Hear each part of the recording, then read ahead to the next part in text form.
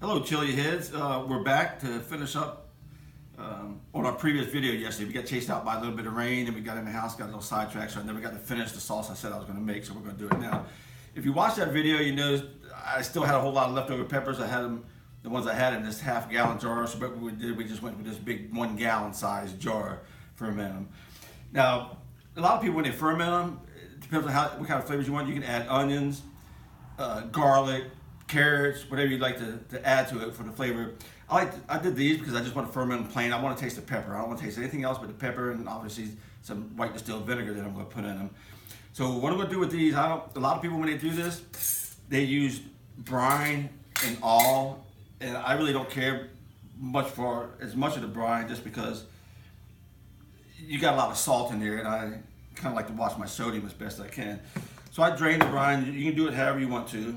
I like to drain mine, and then what I'll do, I'm going to grind these up, and I'm going to add some white distilled vinegar, and I'm going to add that a little at a time until I get a consistency that I kind of really like.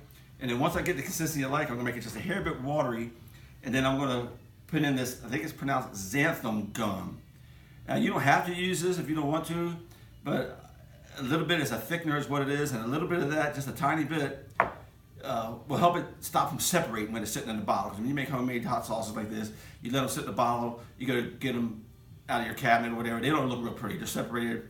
So I just add just a little bit of that, and you wanna do that while they're blending.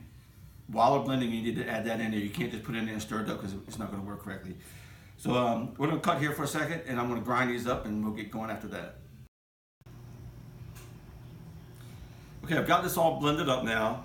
And what I like to do is I put it in a fine mesh strainer and get all the juice out. See, I'm just left with a bunch of pulp.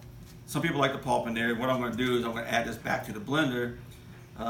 Little xanthan gum. When I say little, this is an 1/8 teaspoon. I'm going to put some of this, and I'm just going to sprinkle this in just a little bit of time as it's blending, and you'll watch it thicken. So I might not even end up with an 1/8 teaspoon in there. We'll see. The sauce is pretty decent thickness already. So I'm going to add that to the blender, and then when I get done, get the thickness I want, then I'm going to add just a little bit of pulp back in it because I like the looks of a few seeds and a little bit of pulp in my sauce. I think it looks pretty good. So I'm going to do that, and we'll be right back. And there we have it.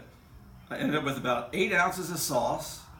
I think it's like a 5 ounce. A couple sample bottles. I make these up just to give people, because they like to taste it. One thing I forgot to mention is, when you talk about the fermenting process, once you add the vinegar to it, it stops the fermenting process. So you don't have to worry about it sitting around and continuing to ferment. That just stops it. And now, my most favorite part, just like cake batter.